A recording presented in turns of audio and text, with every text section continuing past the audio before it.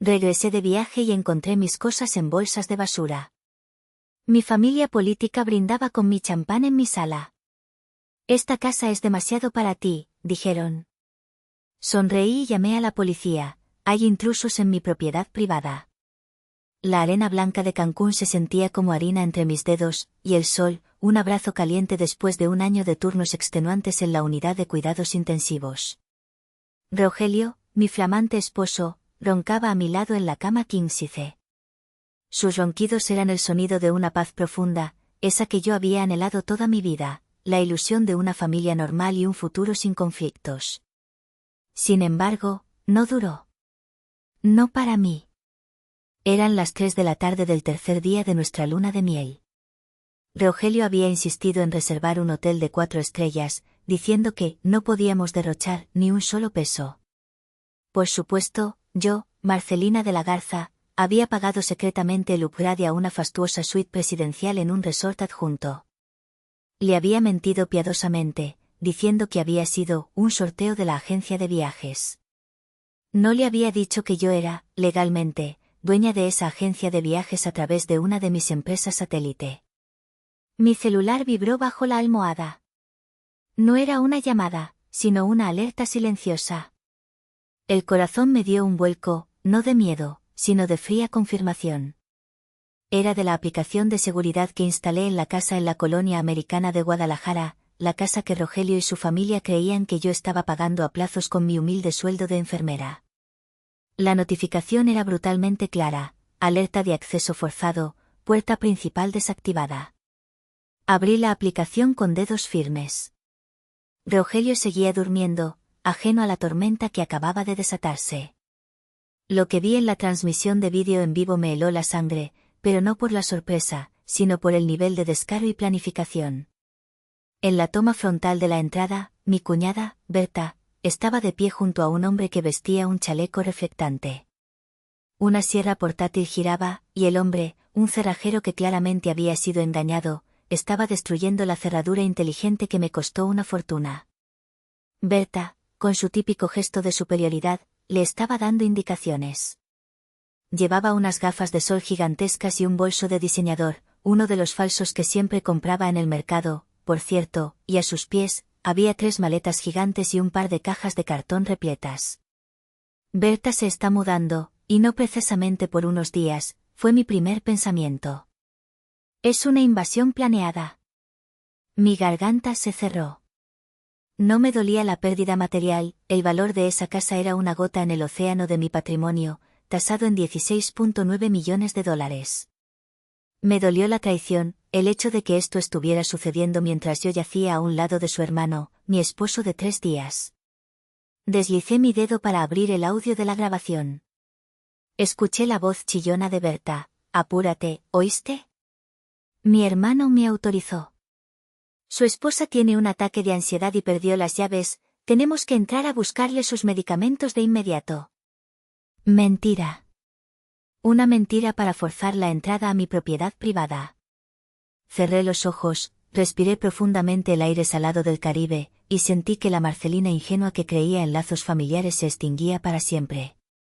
Rogelio se movió, y yo puse el teléfono en la mesita. La calma era una máscara. Había llegado la hora de que el Agave Real Holdings diera su primer golpe. Me levanté de la cama, mi mente ya estaba en Guadalajara. El plan de 2 años que mi abuelo, el finado don Evaristo, me había hecho prometer, se activaba ahora. Él siempre me dijo: las personas interesadas no ven tu valor, solo ven tu precio.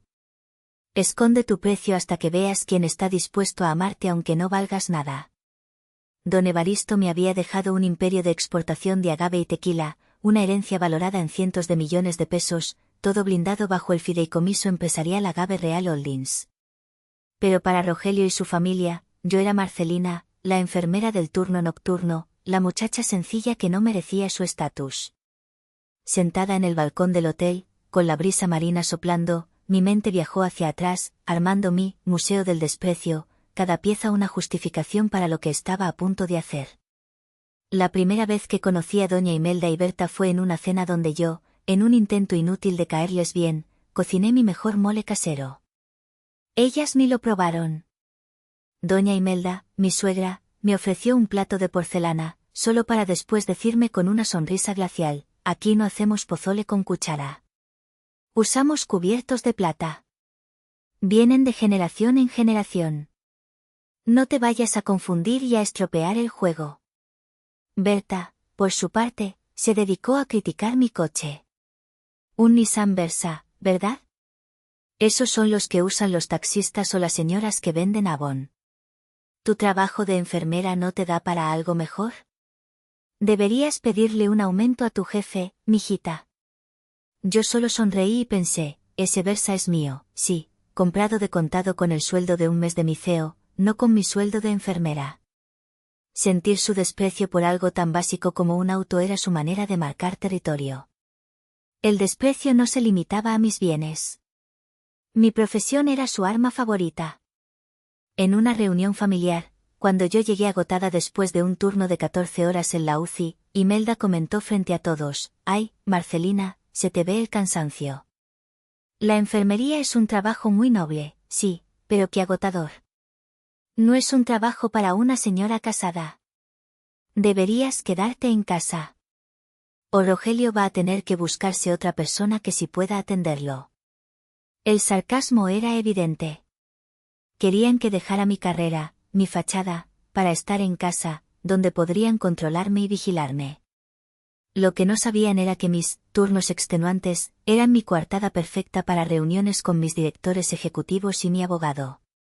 Una tarde, Rogelio me llevó a una cena de su empresa. Yo me puse un vestido sencillo, pero elegante. Berta me midió de pies a cabeza. ¿No tienes algo menos sintético?, me preguntó con la nariz arrugada, tocando la tela con la punta de su dedo. Rogelio, ¿por qué no le compraste algo decente? El pobre no está a la altura de esta familia, ¿o sí? Lo que Berta no sabía era que el vestido, aunque austero, era de un diseñador local de Jalisco que solo trabajaba con seda pura de exportación para mi fideicomiso. Ella lo confundía con poliéster barato. Me dolía ver cómo Rogelio se encogía de hombros, riéndose nerviosamente, sin defenderme jamás, siempre priorizando la paz familiar sobre mi dignidad. El incidente de los 5,000 pesos, unos $250, fue el más revelador. Berta me los pidió, prestados, para supuestamente pagar la inscripción de su hijo. Yo se los di. A los 2 días, Berta subió fotos en Instagram presumiendo un peinado nuevo y un viaje de fin de semana a Puerto Vallarta. Cuando le recordé amablemente la deuda, ella me contestó por mensaje de voz, con tono de diva: «Ay, Marcelina, no seas tan calculadora. Somos familia. Con ese sueldo que ganas en el hospital, ¿qué tanto te afecta? ¿Eres pobre, o te haces?». Yo borré la deuda de mi mente, pero guardé el audio. El descaro no era sobre el dinero, sino sobre la falta de respeto absoluta por mi trabajo. El patrón siempre fue el mismo: desprecio, condescendencia y explotación disfrazada de lazos familiares. Rogelio, mi supuesto compañero de vida, siempre fue un espectador, un cómplice pasivo que solo me pedía que cediera, por el bien de la paz. Y ahora, estaban invadiendo mi templo. No iba a ceder más. La paciencia del aceo había llegado a su fin. Una semana antes de la boda, la farsa alcanzó su clímax. Doña Imelda me citó en una notaría de aspecto dudoso en Guadalajara, un lugar oscuro y con olor a humedad, lejos del centro. «Marcelina, mijita», dijo mi suegra con esa voz dulce y empalagosa que usaba cuando iba a pedir algo grande. «Ya sabes que Rogelio es un muchacho de futuro». Ascendió a contador de la dirección adjunta en la empresa de fertilizantes. Su sueldo es bueno. Yo no quiero que si las cosas no funcionan, tú, sin querer, te quedes con lo que no es tuyo. Yo la miré con los ojos bien abiertos, como la muchacha ingenua que se suponía que era. ¿Te refieres a mi sueldo de enfermera, doña Imelda?, pregunté con inocencia. No es mucho, pero... Ay, no, claro que no. Me refiero a los bienes de Rogelio. Sus ahorros, su plan de pensiones, la colección de corbatas. Queremos firmar un acuerdo de separación de bienes, separación de bienes. Rogelio está a punto de comprar un pequeño terreno y yo quiero asegurar que esa inversión sea solo de él. Berta, que me había acompañado para asegurarse de que yo no me arrepintiera, se cruzó de brazos. Ella llevaba un traje de color chillón y masticaba chicle ruidosamente. Es por la honra, Marcelina. Para que no digan que entraste a la familia a saquear. Ya sabes cómo es la gente chismosa en Guadalajara. No queremos que nuestro apellido se vea envuelto en problemas. Rogelio, por su parte, se limitó a masajearse la nuca, evitando mi mirada, una señal clara de cobardía. Es lo mejor, amor. Por si las dudas. Así nos enfocamos en el amor puro. El abogado de la notaría, un hombre con un bigote demasiado grande para su cara, me deslizó la carpeta. Yo no necesité ni leer. Mi propio abogado, licenciado Cipriano, ya había revisado hasta el último punto y coma, y él lo había llamado mi escudo de oro. Al firmar la separación de bienes, yo no solo estaba renunciando a las migajas de Rogelio, sino que estaba protegiendo de forma absoluta mi fideicomiso Agave Real Holdings, con su valor de $16.9 millones líquidos, creciendo en bolsa, las tierras de la hacienda de mi abuelo en Jalisco, incluyendo los campos de agave y las destilerías, y, crucialmente, la casa en Guadalajara, que legalmente estaba a nombre de la LLC de mi fideicomiso, no a mi nombre personal. Esto la blindaba de cualquier reclamo conyugal. Tomé la pluma que doña Imelda me ofreció, sin temblar. Mi firma, que valía cientos de millones de pesos, era ahora un chiste para ellos. Con mucho gusto, doña Imelda, dije con una sonrisa melancólica, para darles el gusto de que creyeran que estaba triste y derrotada. Por el bien de nuestro amor y la honra de la familia. La sonrisa de Imelda fue una victoria mal disimulada. Rogelio me dio un beso superficial en la frente. Salimos de la notaría, y Berta me palmeó la espalda como a una niña pequeña. Bien hecho, Marcelina. Así me gusta. Humilde. Y ahora, 3 días después de esa firma, estaban invadiendo la única propiedad que, según mi coartada, yo había comprado con mis ahorros y mi trabajo de enfermera. Era el colmo de la arrogancia. Me puse mi blusa más sobria y unos jeans. Le di un codazo a Rogelio. Levántate, cariño. Olvídate del mar y la arena. El hospital me necesita. ¿El hospital? ¿Qué pasó? Preguntó Rogelio, adormilado y molesto por ser despertado. Una emergencia, un código azul inusual. Ya sabes. Mentí con absoluta calma. Tenemos que ir a Guadalajara. Ahora. Mientras él se vestía a regañadientes y se quejaba del costo del vuelo, yo salí al balcón, saqué mi celular y abrí el contacto del licenciado Cipriano. Mi voz era baja, firme, con un tono que no había usado en 2 años de farsa. Cipriano, soy Marcelina. Activa el protocolo de agave negra. Acaban de invadir. Quiero que todo el peso de la ley caiga sobre ellos. Quiero desalojo inmediato y cargos por allanamiento de morada y daños a la propiedad. Sin excepciones. El silencio de la línea me confirmó que el juego había terminado. El viaje de Cancún a Guadalajara fue la calma antes de la tormenta. Rogelio estaba furioso, mascullando sobre el dinero perdido en el hotel y el pasaje de avión de último momento. Él siempre había sido tacaño, no por necesidad, sino por mentalidad. No tiene sentido, Marcelina. Se quejó por 10ª vez, mientras el avión despegaba. ¿No podías decirles que volvíamos en 2 días? Es que no hay más enfermeras en todo el Jalisco. Siempre tú. Es la vida o la muerte, Rogelio. No lo entenderías, respondí, concentrada en el reporte de cámaras que llegaba a mi iPad. Berta y doña Imelda no solo estaban instaladas, sino que estaban haciendo una fiesta privada. Habían tirado mis libros de medicina y mis uniformes de enfermera en bolsas de basura negras en la acera. Habían reorganizado la sala, tirando mis elegantes cojines de lino a un rincón. Ahora mi salón minimalista estaba invadido por los muebles viejos y horribles de Berta, un sillón morado gastado que olía a humedad y una televisión de cinescopio gigantesca colocada sobre una caja de madera. En el iPad, vi una nueva escena. Doña Imelda había abierto el botellero secreto que mi abuelo me había dejado, una edición especial de tequila añejo que solo salía en subastas. Lo estaban sirviendo en mis copas de cristal de Bohemia, bebiéndolo como si fuera agua mineral y quejándose de que sabía muy fuerte. Se pasaron, güey.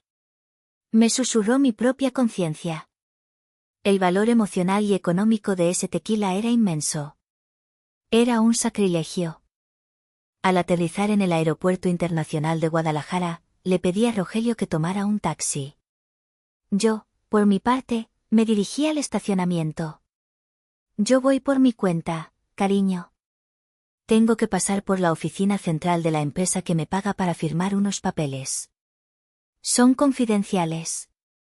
Ve tú y avísales a tu mamá y a Berta que ya llegué. ¿La empresa que te paga? ¿El hospital?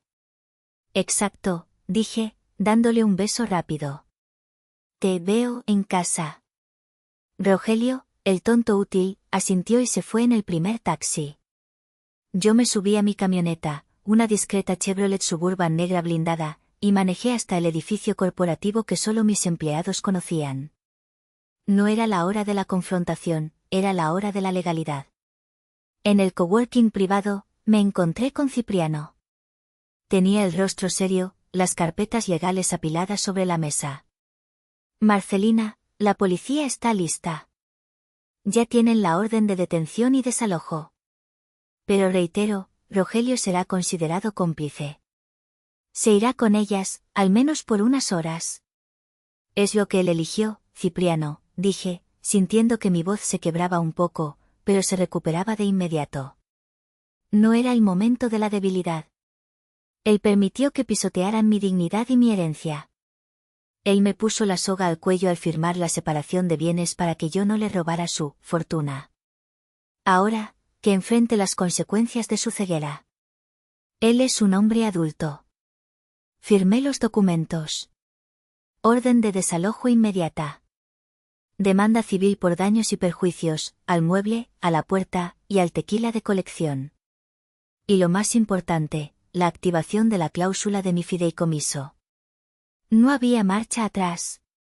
Yo ya no era la enfermera, sino la juez. Con la documentación legal en mano y 2 patrullas de la policía municipal siguiéndome a distancia, manteniendo una distancia prudente para el factor sorpresa, conduje hacia mi casa. Aparqué a 2 cuadras. No quería que me vieran llegar en la camioneta que, según ellos, no podía costear. Caminé lentamente. Las bolsas de basura negras de Berta seguían en la acera. Me acerqué.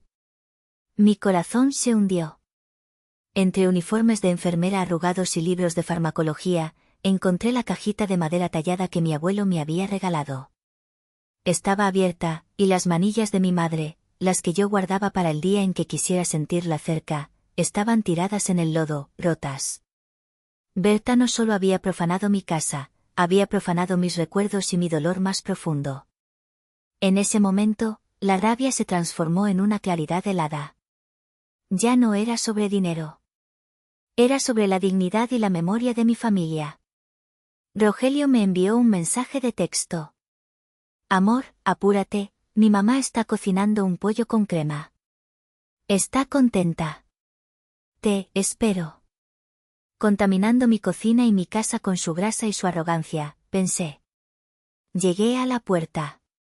El cerrojo viejo y oxidado que Berta había mandado a poner gritaba miseria. Tomé mi celular y activé la orden remota de mi sistema de seguridad. Clic.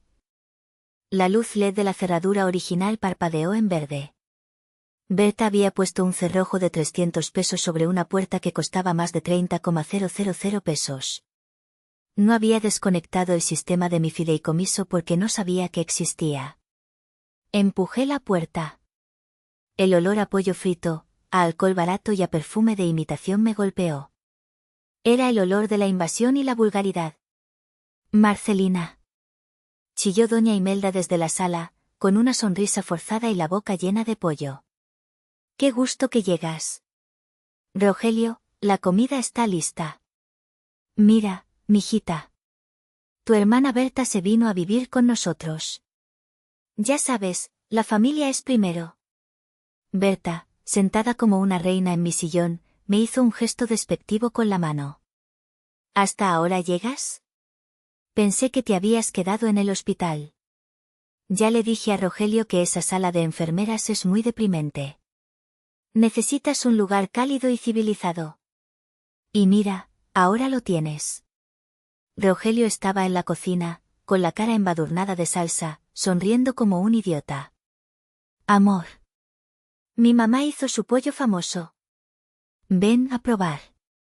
Me quedé en el umbral, sin moverme. Mi cara no expresaba nada. Los ojos de Berta se entrecerraron.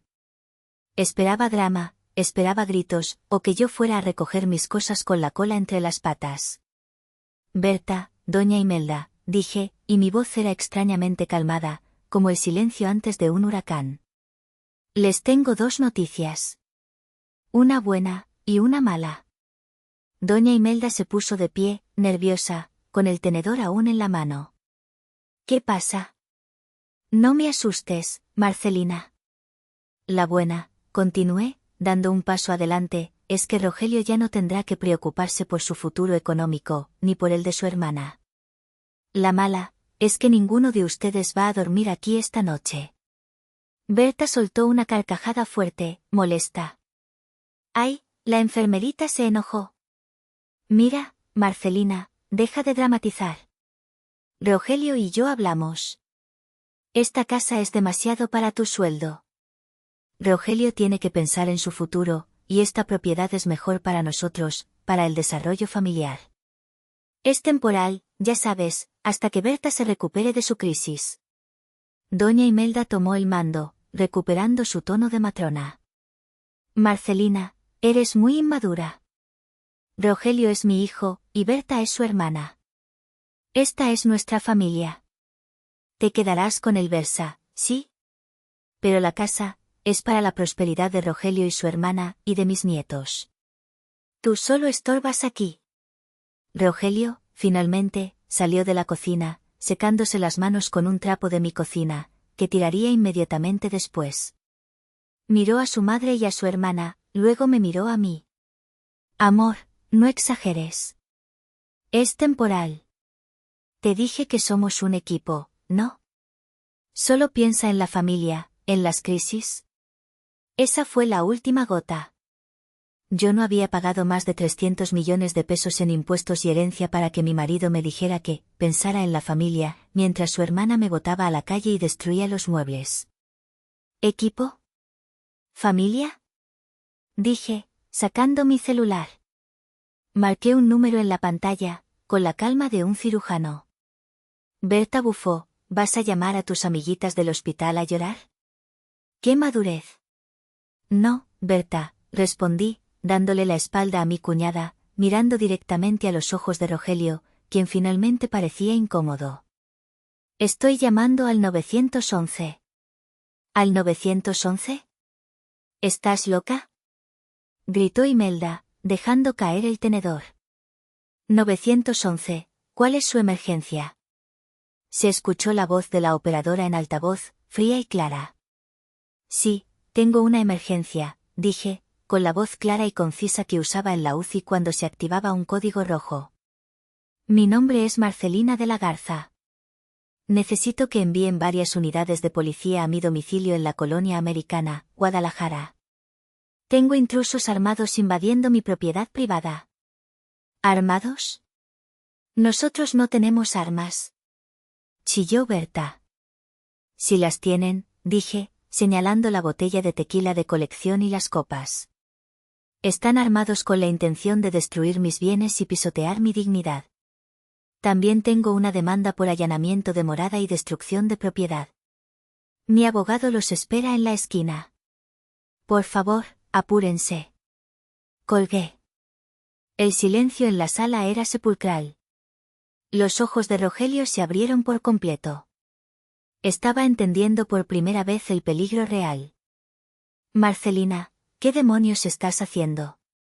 Son mi mamá y mi hermana. Rogelio, dije, y por primera vez en 2 años, no usé el tono suave de la enfermera, sino el tono del aceo. Yo soy la dueña de esta casa, legalmente blindada de ti y de tu familia. Tú eres un cómplice que permitió que destruyeran mi propiedad. Y ahora, prepárate. Porque la policía viene. Y no los vas a poder sacar de la cárcel con tu sueldo de contador. Minutos después de la llamada al 911, antes de que llegara la policía, un golpeteo furioso se escuchó en la ventana. Era doña Toña, mi vecina chismosa, con el rostro pegado al cristal, haciendo gestos histéricos. Doña Imelda corrió a la ventana. Métete en tus asuntos, chismosa. Doña Toña no hizo caso a Imelda. Se puso un megáfono de juguete, el que usaba para regañar a los niños del vecindario, y gritó. Marcelina. Ya llamé a mi primo el de la patrulla. Vi cómo la señora Rubia se hizo pasar por ti y engañó al cerrajero. Todo está grabado en mi celular. Berta se puso lívida. ¿Tú qué sabes, vieja metiche? Sé que tienes el pantalón de tu hermana en la basura y que estás borracha con su tequila. Gritó doña Toña, triunfante. Rogelio miró a Berta con una nueva mezcla de miedo y repulsión.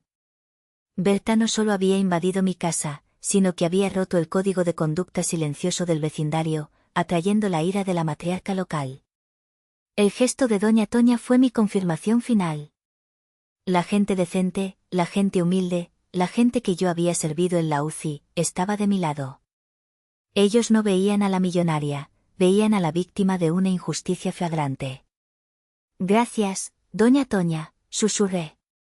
El sonido de las sirenas se hizo ensordecedor.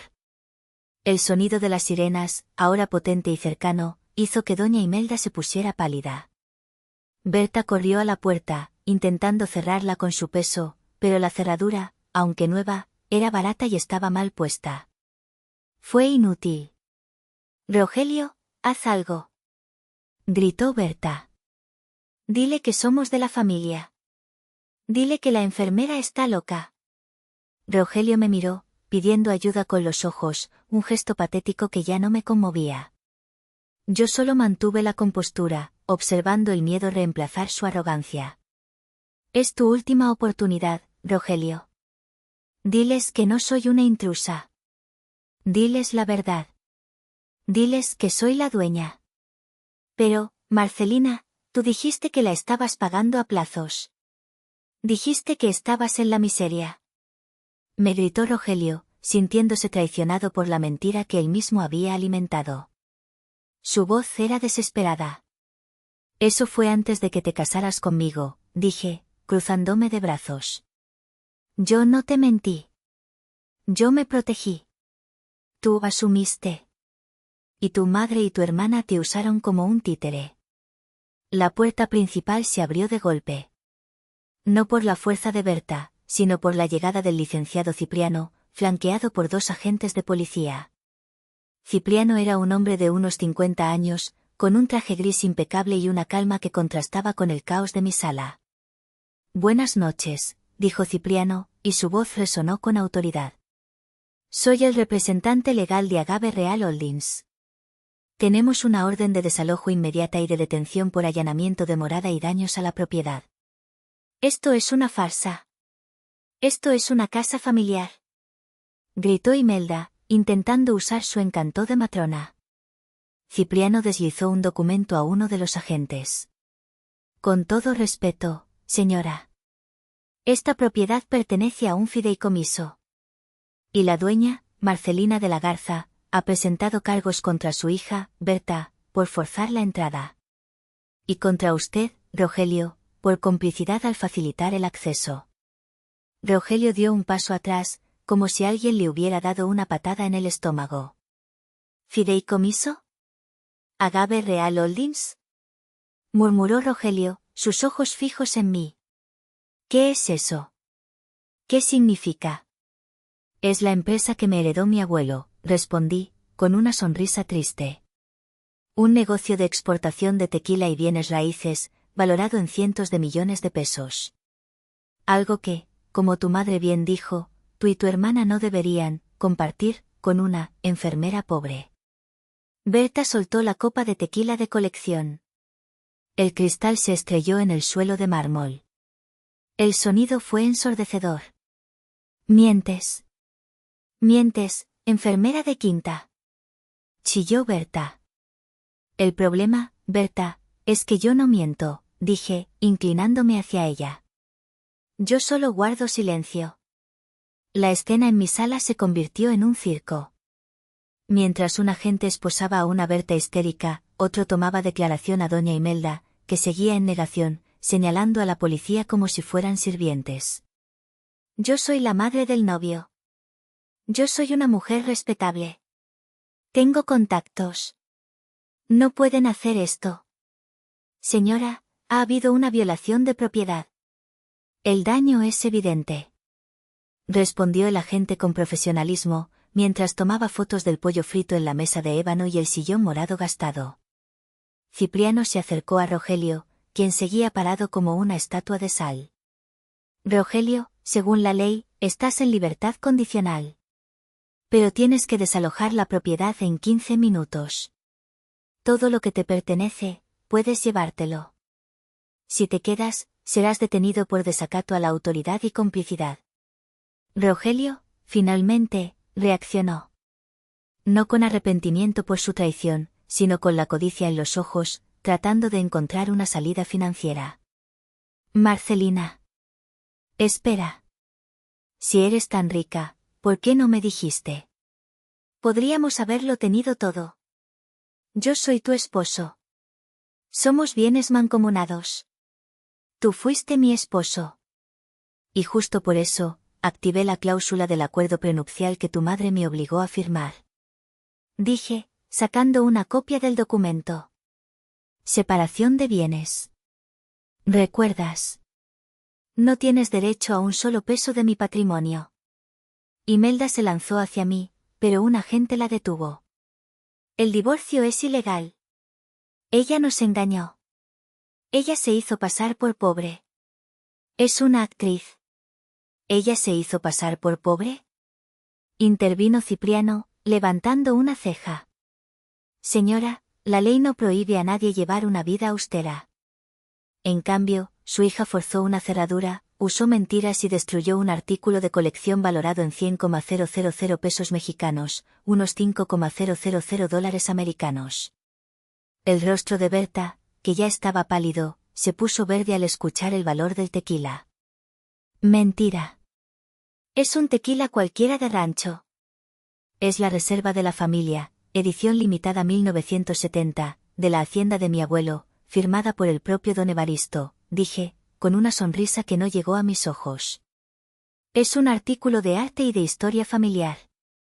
Y tú lo destruiste.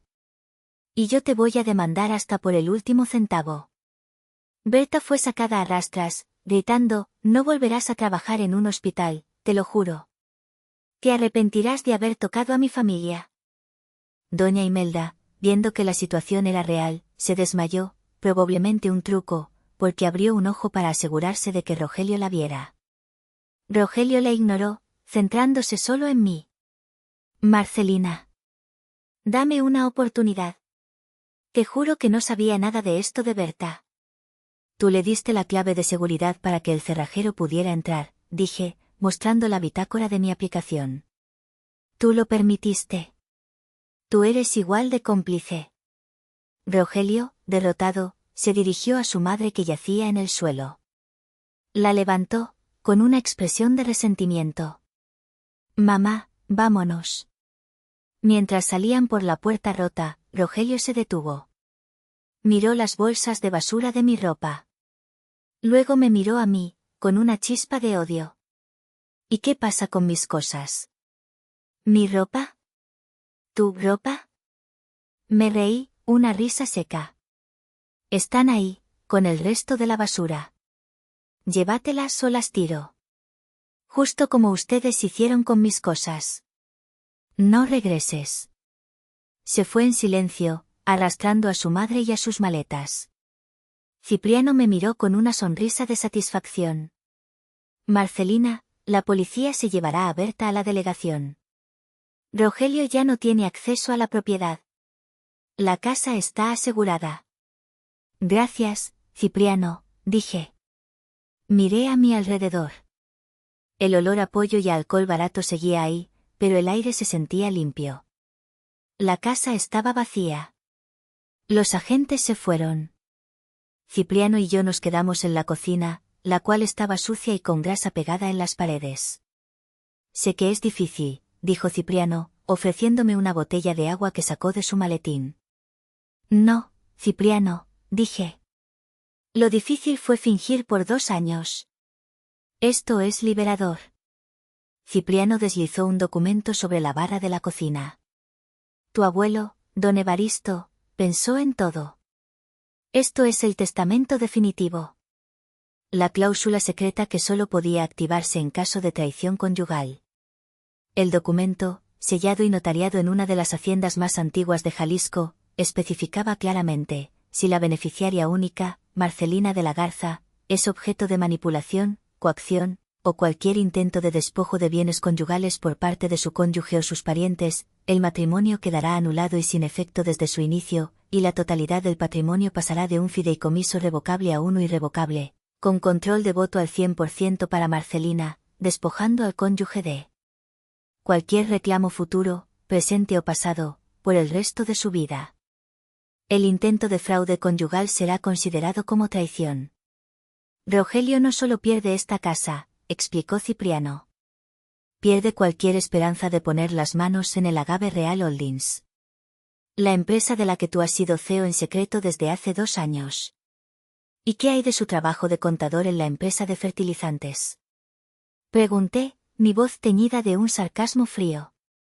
Bueno, eso también tiene una solución muy elegante, Cipriano sonrió con picardía. ¿Sabías que el grupo empresarial donde trabaja Rogelio es un accionista minoritario de nuestro fideicomiso? De hecho, les proveemos la mitad del financiamiento para sus operaciones. Abrí los ojos. Yo era su jefa sin que él lo supiera. Rogelio siempre se había burlado de mi versa y de mi humilde empleo, sin saber que cada cheque que recibía venía indirectamente de mis manos. La ironía era dulce. Llama al CEO de esa empresa. Le ordené a Cipriano. Que se encargue de este caso de falta de ética, intento de fraude conyugal y uso indebido de información para terceros. Quiero que Rogelio sea despedido de inmediato y con notificación pública.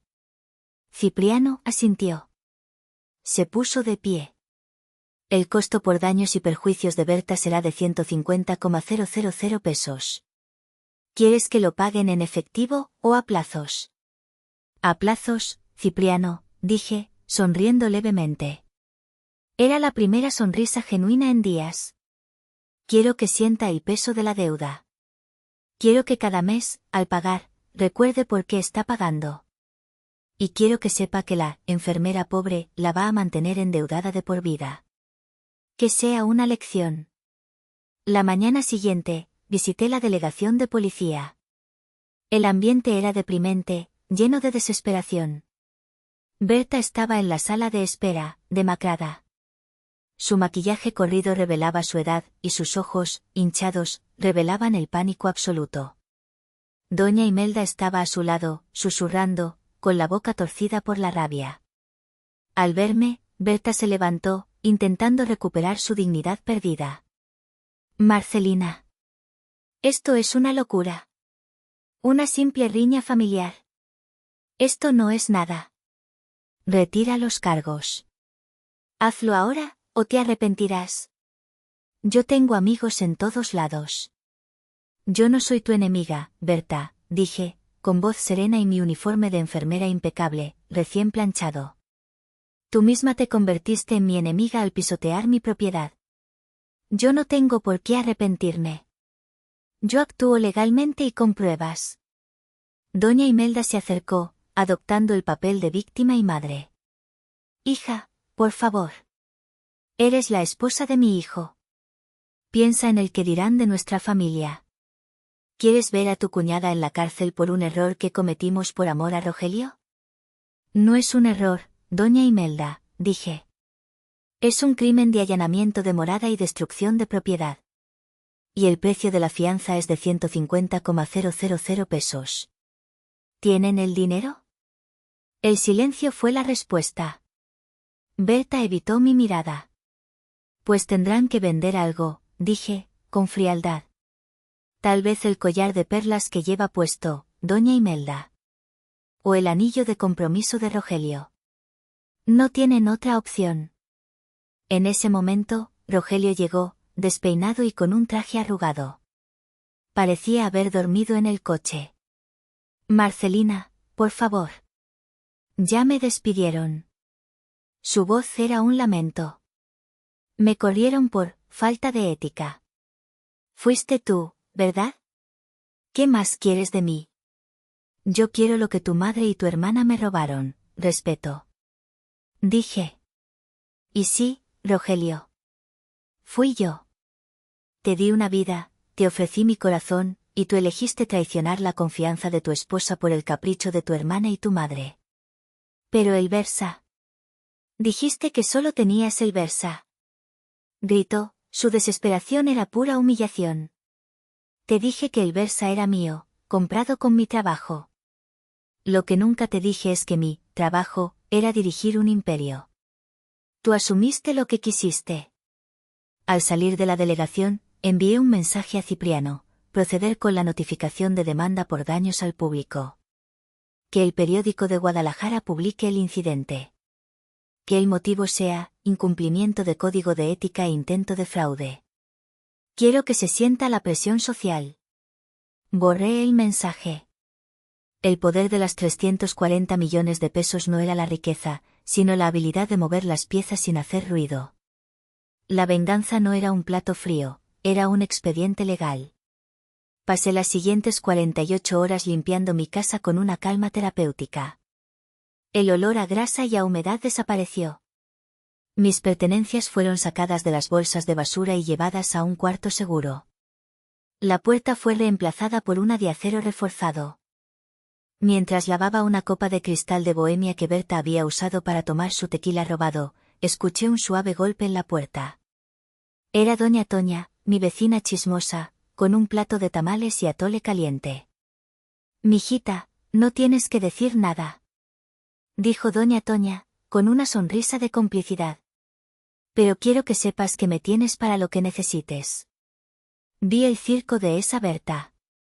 ¡Qué descaro de señora! Con la policía y todo. Gracias, doña Toña, dije, sintiendo un nudo en la garganta. Doña Toña, la mujer que siempre me criticaba por trabajar de noche en el hospital, era ahora mi aliada. Esas personas querían tu casa porque pensaron que era de Rogelio. Pensaron que tú eras una mosca. Pero mira, tú eres la que vuela alto. Doña Toña me guiñó un ojo. Siempre supe que no eras cualquier enfermera. Tu Versa era demasiado limpio y tú siempre tan calladita. Nos reímos. El apoyo inesperado de la comunidad, la gente sencilla, valía más que todos los millones de pesos. Era la confirmación de mi integridad moral. Usted sabe, doña Toña, yo no busco problemas. Pero cuando pisotean mis recuerdos, eso ya es otra cosa. Claro que sí. Dijo ella, golpeando mi hombro. Que aprendan que el silencio no es debilidad, sino estrategia. La honestidad siempre gana, Marcelina. 2 semanas después, cuando Berta y doña Imelda habían logrado pagar la fianza vendiendo las joyas de la abuela, Rogelio me buscó. Me encontró en mi oficina central, la de verdad, no el coworking. Yo estaba sentada en un sillón de piel, revisando los reportes de exportación de agave. La recepcionista anunció su llegada con una voz incómoda. La señora de la Garza recibirá al señor Rogelio por exactamente 5 minutos. Rogelio entró. Su traje estaba arrugado, y olía a desesperación y miedo. La oficina, con sus vistas panorámicas a Guadalajara, lo abrumó. Él nunca supo que yo tenía este nivel de poder. Marcelina, ¿qué es todo esto? Dijo con un hilo de voz, señalando el panorama. ¿Es de verdad? Es muy real, Rogelio. Siéntate. Tienes 3 minutos. Rogelio se dejó caer en el sillón. Mira, amor, sé que cometimos un error. Sé que mi hermana y mi mamá se portaron mal. Pero, ¿dejarme sin trabajo? ¿Dejar a mi hermana en la calle? Yo no sabía el valor real de la casa. Si hubieras dicho que eres rica, yo habría defendido la casa con mi vida. Ahí está el problema, Rogelio, dije, sin emoción. Tú solo defendiste lo que creías que era dinero, no a tu esposa. Y peor aún, defendiste a tu hermana y a tu madre cuando ellas te pidieron que traicionaras mi confianza. Pero el matrimonio. Suplicó. Podemos arreglarlo. Podemos ir a terapia. Seré tu esposo. Seré tu contador personal. Manejaré todo tu dinero. Lo prometo. No. Corté la conversación. Tú no puedes manejar ni tu propia vida, Rogelio, mucho menos un fideicomiso de este tamaño. Tú y yo firmamos un acuerdo de separación de bienes. Y tú lo violaste al intentar despojarme de mis propiedades. Por ley, el matrimonio es nulo, y tú no tienes derecho a nada, ni a mi apellido, ni a mis bienes, ni a mis recuerdos. Rogelio se puso de pie, suplicando. Marcelina, por favor. Dame una oportunidad. Saqué de mi cajón el anillo de bodas que él me había dado. Lo coloqué sobre la mesa, junto al logo grabado de mi empresa. Rogelio, te quedan 30 segundos. Llévate tu anillo. Y esta es la última vez que te veo. El divorcio es final. Rogelio miró el anillo, luego la opulencia de la oficina. En lugar de tomar el anillo, él tomó mi mano. Te quiero, Marcelina. Te lo juro.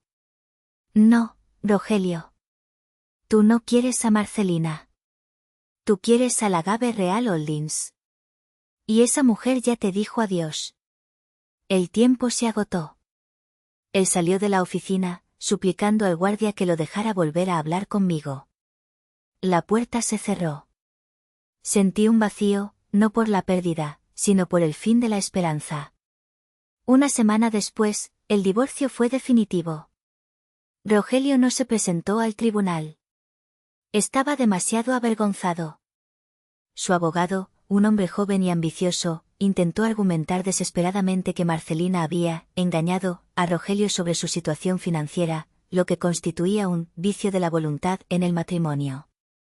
El juez, un hombre mayor y con experiencia, se quitó las gafas. El acuerdo prenupcial es claro, señor. Separación de bienes. Su cliente firmó voluntariamente.